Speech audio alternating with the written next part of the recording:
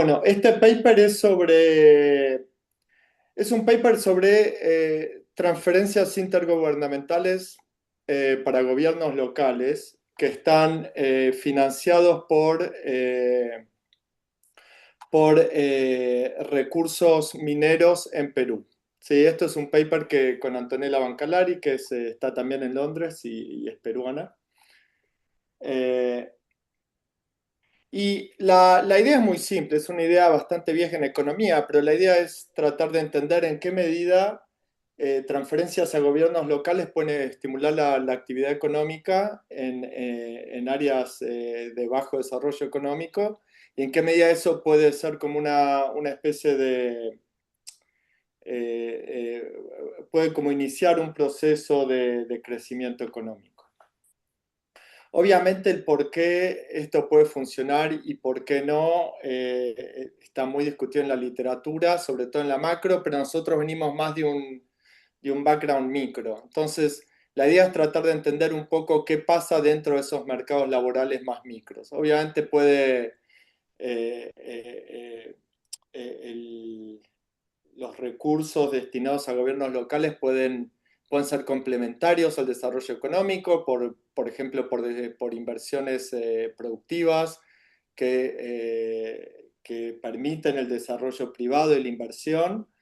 Y por otro lado, pueden generar una especie de efecto multiplicador a través de demanda. Si los ingresos locales suben, hay más demanda por bienes locales. Obviamente eso puede afectar los precios también, pero si la oferta es lo suficientemente elástica, debería haber efectos reales.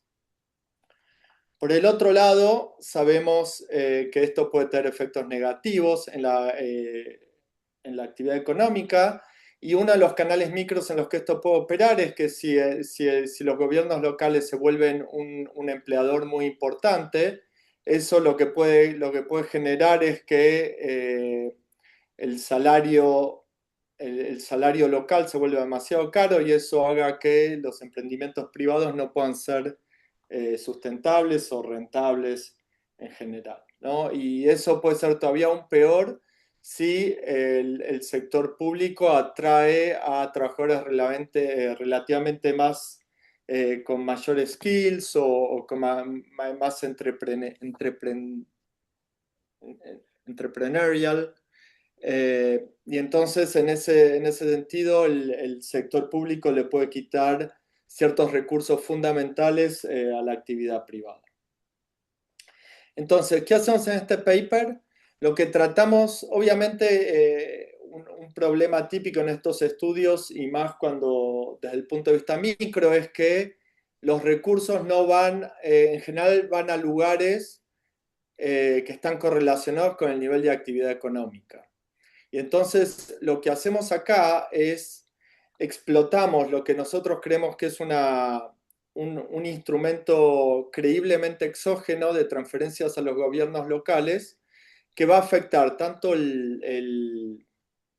la composición del gasto público como el monto total que los gobiernos locales gastan en las economías regionales y cómo eso puede terminar teniendo un efecto a priori positivo o negativo en indicadores de desarrollo local.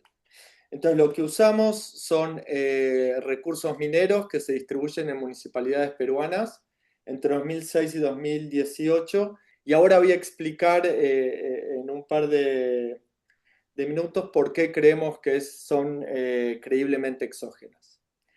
Y juntamos eso con datos administrativos de 1.500 municipalidades, que son las que reciben, y con datos de encuestas para en total 700.000 observaciones, que son individuos que están repartidos en estas 1.500 municipalidades en diferentes años.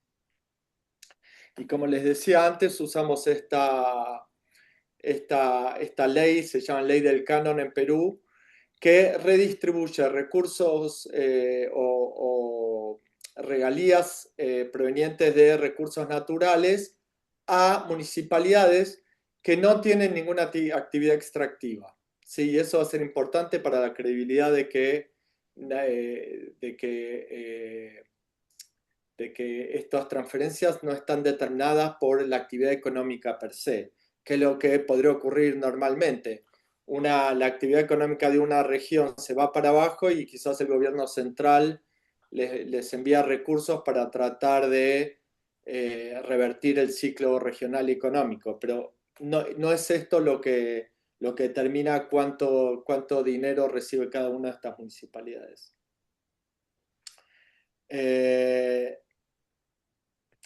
Un poco de contexto. Estos son municipalidades y muchas de ellas son municipalidades en zonas bastante remotas, con muy poca habilidad de imponer a los habitantes locales. Alrededor del 12% de los presupuestos municipales vienen de impuestos locales. Y lo que hace esta ley es que es una ley que existe desde los 90, pero que a partir del 2006 lo que hace es redistribuir a gobiernos municipales el 50% de los recursos generados por regalías mineras. Bueno, mineras de hidrocarburos y de otros tipos, pero lo más importante es la parte minera. Y algo es importante que voy a mostrar unas mapitas después, es que lo importante acá es que la redistribución es jurisdiccional, ¿sí? Entonces, si vos sos una municipalidad, no sé, supongamos, para poner un ejemplo en Argentina, vos tenés una provincia como Chubut que va desde el Atlántico hasta los Andes. Si en los Andes, en la parte de los Andes de Chubut, hay una actividad minera que paga regalías, por más que vos estés del lado del Atlántico, recibís ciertos recursos. Pese a que no haya nada, ninguna relación económica que te vincule hacia esa actividad extractiva. Tenés la suerte como municipalidad de estar en una provincia gigante que redistribuye, que tiene recursos mineros en otra parte de la provincia. Y la idea de esto, hay dos cosas importantes. La primera es que es una parte importante en promedio de los presupuestos, alrededor del 20% de los presupuestos son viene por estas transferencias. Y algo importante es que la ley de canon de Perú exige que las municipalidades que reciben este dinero lo usen para gastos de capital, ¿sí? Porque el objetivo es tratar de cerrar brechas regionales de desarrollo. Eh, la regla de redistribución está fija en todo el periodo que analizamos y lo que hacemos para intentar mantener la limpieza del ejercicio es excluimos todas las municipalidades que son extractivas. Entonces solo nos enfocamos en aquellas municipalidades no extractivas que al estar en la misma región jurisdiccional que otro municipio que sí es extractivo, solo por eso recibe estos recursos con una regla que está fija y que en parte está determinada por precios internacionales. Si había una minera de oro en mi provincia, en mi región, y el precio del oro se va para arriba, entonces yo me beneficio. Si el mismo año el precio del cobre se va para abajo y la minera que está en mi provincia es de cobre, yo recibo menos recursos. Y la idea o el supuesto de identificación estadística es que no hay nada de la actividad extractiva que afecte directamente a estas municipalidades que no sea a través de las transferencias regionales. Creo voy más o menos por la mitad. ¿Hay alguna pregunta o más o menos tiene sentido el contexto? 10 minutos. Sí, totalmente, está perfecto, clarísimo. Gracias. Yo Bueno, tengo una acá preguntita corta nomás, relacionada a lo que acabas de decir. sí. ¿Hay alguna manera de explotar la distancia para que justamente, no sé cuán cercanas son estas regiones, pero Sí, quizás... gracias, lo Sí, hacemos, lo ok. hacemos. Muy buen punto y lo hacemos porque obviamente eso podría ser un problema la exclusion restriction, que es que quizás las mineras, sobre todo si son grandes, pueden emplear directamente a gente que vive en distritos aledaños. Eso lo chequeamos directamente y lo podemos chequear directamente. Bueno, la regla de redistribución acaba rápido, pero la idea es que Perú tiene, lo nosotros llamamos provincias, ellos llaman regiones. Dentro de las regiones hay provincias y dentro de las provincias hay municipios, ¿sí? Entonces, el 10% va derecho a los municipios que extraen, el 25% va a municipios que están en la misma provincia y 40% van a municipios que están en la misma región, pero no necesariamente en la misma provincia. Eh, entonces déjenme mostrarle un mapa acá, por ejemplo, si pueden ver, a ver, sí, se puede ver con la flechita. Por ejemplo, si ven acá, este distrito y este distrito son probablemente muy similares, ¿sí? Pero uno está en esta provincia, no tiene ninguna actividad extractiva, y este, o en una región, perdón, provincia a lo argentino, pero región en términos peruanos, y este está en una región que tiene un poquito de minería acá, pero bastante lejos. Entonces, este distrito de acá recibe recursos, mientras que este no, ¿sí? Entonces, eso es un poco la intuición de la comparación.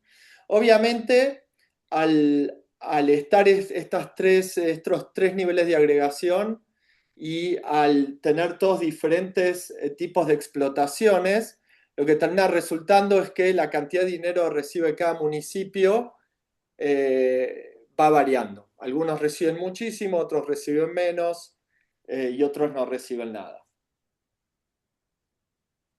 Esto no importa. Pero bueno, esto quizás es algo importante de ver.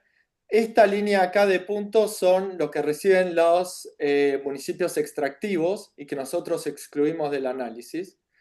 Pero después, y un poco en relación al punto de Andrés, si ustedes se fijan los que están cerca y los que están lejos, eh, de la actividad extractiva, en promedio reciben más o menos parecido, ¿sí? Entonces, no importa qué tan lejos estás, si estás en la misma provincia, recibes más o menos lo mismo si estás cerca o lejos, y si estás en la misma región, recibes más o menos lo mismo si estás cerca o lejos. Y después vamos a ver de los efectos directamente también si cambian con distancia. Bueno, esto es un IV típico con two-way fixed effects, con controles en la medida de lo posible, con clustering a nivel municipalidad. Esto es bastante estándar, entonces voy a tratar de ir más rápido. Obviamente algo que importa y que son todas las preguntas como la de Andrés que pueden venir a colaciones, ¿en qué medida la exclusion restriction es creíble? ¿Sí? Entonces, tenemos un montón de test, por ejemplo, tenemos proximidad a la actividad minera, que fue la primera pregunta.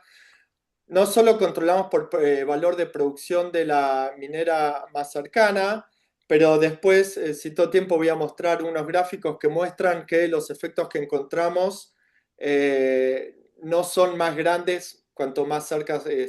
Los efectos en mercados laborales no son más grandes cuanto más cerca los distritos están de la actividad minera.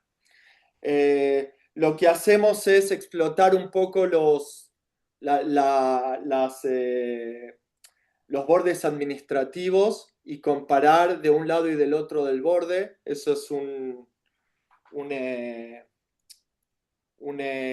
un check de robustez que hacemos. Tenemos todo tipo de dummies que capturan, por ejemplo, cambios en el tiempo en las provincias o en las regiones, o por nivel de pobreza. Excluimos municipalidades muy grandes y exploramos un poco a ver si hay temas de migración y no encontramos nada. Y para una parte menor de la muestra tenemos un panel. Para las 700.000 observaciones que tenemos a nivel individual, tenemos un panel de 200.000 individuos más o menos. Entonces, para eso también podemos explorar con efectos fijos a nivel individual y hogar para ver que los cambios que observamos son incluso a nivel individuo o a nivel hogar. Los datos, tenemos datos administrativos municipales para 1.500 municipalidades, tenemos ingresos y gastos, tenemos tipo de gasto, composición, tipo de trabajos públicos en los que gastan. Tenemos de la encuesta de hogares alrededor de 700.000 individuos y 260.000 hogares. Tenemos todo tipo de información de participación en mercados laborales, ingresos, consumo, tipo de sector, nivel educativo, etc. Tenemos también una muestra de empresas del hogar. Algunas de ellas pueden ser no agrícolas, como, bueno, básicamente cuentapropismo. Y también tenemos información para explotaciones agrícolas del hogar. Y después tenemos otro tipo de datos que usamos, pero que por tiempo mejor sigo adelante. Les voy a resumir muy rápido cuáles son los 4 conjuntos de resultados que encontramos. El primero es que los gobiernos locales reciben estos recursos y los usan, gastan, incrementan sus gastos de capital y si bien incrementan el empleo, no lo hacen de manera tan grande, aunque sí incrementan su empleo. Pero básicamente los gobiernos locales usan estos recursos de la manera que la ley dice que los tienen que gastar, que es principalmente en gastos de capital. Cuando nos movemos a los datos individuales y tratamos de ver cómo cambian los resultados a nivel de mercados laborales, encontramos que hay mayor nivel de empleo y todo esto en relación a inactividad. Básicamente la gente sale de la inactividad y está ocupada, está en empleo. Lo hace en muchas industrias y ocupaciones, incluyendo aquellas industrias como el sector agrícola, que no necesariamente debería estar en ninguna relación comercial directa con el gobierno con el gobierno municipal, lo que sugiere que hay ciertos efectos multiplicadores. Cuando vemos a las microempresas del hogar, vemos que incrementan sus ingresos, incrementa la productividad e incrementa la inversión de estas microempresas, tanto agrícolas como no agrícolas. Y el cuarto set de resultados, lo que encontramos es que los hogares en aquellas áreas rurales tienen efectos marginales más altos. Básicamente, si el objetivo de esta política era cerrar brechas entre lugares más ricos y más pobres, encontramos evidencia de eso porque casi todos los efectos que encontramos vienen o se observan más en áreas rurales. ¿Cuánto tengo, Pedro? Vamos 20 minutos. O sea, todos 2 o 3 minutos. Sí, unos 5 y después dejamos 5. Bueno, entonces acá déjenme mostrar quizás lo más importante es esto, que es por cada dólar adicional que reciben gastan 97 centavos y 80 de esos centavos van a gastos de capital. ¿Sí? Eso es cuando usamos los datos a nivel municipalidad. ¿Sí? Las municipalidades gastan en gasto de capital tal como la ley lo estipula. Cuando vemos qué tipos de proyectos empiezan, encontramos que empiezan proyectos sobre todo productivos, pueden ser de irrigación, de transporte y telecomunicaciones, de agua y saneamiento, de energía o infraestructura, pero también incrementan proyectos. Esto es número de proyectos, ¿eh? Por eso el 2 es que sobre una media de en promedio menos de 1, un estándar, una desviación estándar más o menos incrementa en menos de 2, digamos en 1 el número de proyectos. Y lo mismo con, aunque el estimador es más chico, con proyectos de capital social, que puede ser educación, cultura y recreación, seguridad, etc. Encontramos evidencia fuerte de que empiezan proyectos, no encontramos esta evidencia tan fuerte de que los terminan. Al menos no en el mismo año en el que reciben esos recursos. El segundo set de resultados es que la probabilidad de estar empleado versus inactivo sube en el sector tanto público, pero sobre todo en el sector privado. Y hay una pequeña caída de la informalidad y un incremento de los ingresos de los hogares. Esto en relación a la pregunta anterior, nosotros encontramos que los efectos no están o no se observan en hogares necesariamente cercanos a la actividad extractiva, ¿sí? Todos estos son municipalidades no extractivas y las más cercanas no necesariamente tienen efectos más fuertes, ¿sí? Quizás consistente con el resultado que les dije antes de que los resultados son más fuertes en zonas rurales, vemos que de hecho en zonas más alejadas los estimadores son un poco más fuertes. Después, como les decía, esto lo vemos tanto en la probabilidad de estar empleado como en ingresos en sectores de servicios, manufactura y construcción, que pueden tranquilamente estar directamente vinculados a estos proyectos que están financiados ahora por el gasto público municipal, pero también, e incluso más fuerte, vemos efectos en agricultura. Y agricultura básicamente incrementa la producción agrícola y los ingresos agrícolas, pero es un sector que no necesariamente directamente vende a los municipios.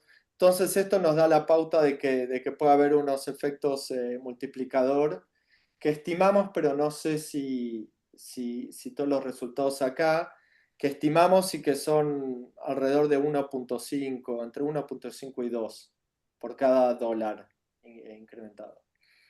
Y después vemos que, bueno, no sé si conocen la literatura, pero hay mucha literatura que muestra que básicamente la composición de los mercados de trabajo se correlaciona bastante con el nivel de desarrollo. Entonces, en lugares más desarrollados, la gente en general tiene un trabajo asalariado, y en lugares relativamente menos desarrollados hay mucho más cuentapropismo o trabajo no pago en explotaciones agrícolas familiares o en empresas familiares. Y lo que vemos es que todo tipo de empleo sube. El de mayor calidad, que es el asalariado, Un minuto. pero Juan. también... Un minuto. Bueno, sí, ahora cierro. Pero también trabajo no pago dentro de explotaciones familiares.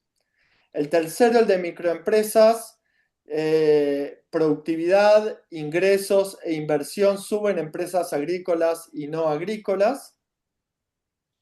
Y finalmente, separamos los efectos en empleo, bueno, todos los resultados que les acabo de mostrar los estimamos para hogares urbanos, hogares periurbanos y hogares rurales. Y por ejemplo, los efectos de empleo son mucho más grandes en zonas rurales que periurbanas o urbanas, y lo mismo con, por ejemplo, los ingresos. Si los ingresos de los hogares suben más en áreas rurales que periurbanas y urbanas. Y finalmente encontramos una reducción de la pobreza rural, un incremento en los ingresos rurales y en los consumos rurales que son consistentes con lo que recién les dije. Y bueno, y con esto simplemente concluyo. Nosotros creemos que lo que puede contribuir a estos efectos es básicamente la cantidad de recursos ociosos que existen en estas municipalidades, sobre todo en zonas más rurales, que tienen máquinas y trabajo, o recursos productivos que no se usan, y una vez que se inyectan recursos en las economías regionales, lo que esto genera es que esos recursos ociosos se usen más y generen mayor nivel de empleo y de ingresos. Y con eso básicamente concluyo.